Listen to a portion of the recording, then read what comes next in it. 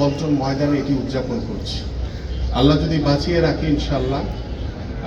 আমাদের sports ministry থেকে এবং আমরা আমাদের চপল ভাই সহ যারা এই সুন্দর আয়োজনটি করেছেন তাদের সহযোগিতা নিয়ে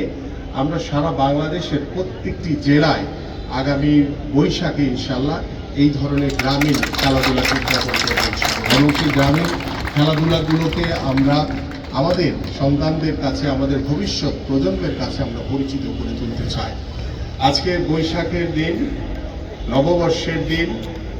সবাই হয়তোবা অনেকেই পান্তা ইলিশকে এখানে উপস্থিত হয়েছেন, অনেক হয়তোবা বাড়িতে গিয়ে খাবেন। তো আশা করি সেই পান্তা ইলিশ এবং আমাদের যে ঐতিহ্য, সেই ঐতিহ্যকে আমরা ধারণ করি। এই বাংলা নববর্ষের মাধ্যমে আমি বিশ্বাস করি আমাদের যে দেশপ্রেম সেটাকে আপনারা সবাই ধারণ করবেন, পোষণ করবেন এবং সেই ধারণ পোষণ থেকে আমরা আমাদের বাংলাদেশকে একটি ক্রীড়া বান্ধব দেশ,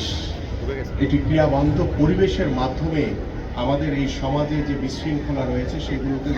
দূরে ঠেলে দিয়ে আমরা এই বাংলা নববর্ষে শপথ নিব যে আমরা মননশীলতার মাধ্যমে, আন্তরিকতা, ভ্রাতৃত্বতার মাধ্যমে আমরা যাতে একটি সুন্দর পরিবেশ বজায় রেখে আমাদের যে সমাজের যে বিশৃঙ্খলাগুলো রয়েছে সেগুলো দূরে ঠেলে দিয়ে আমরা এগিয়ে যাব ইনশাআল্লাহ। তাই আসুন আজকের এই বাংলা নববর্ষে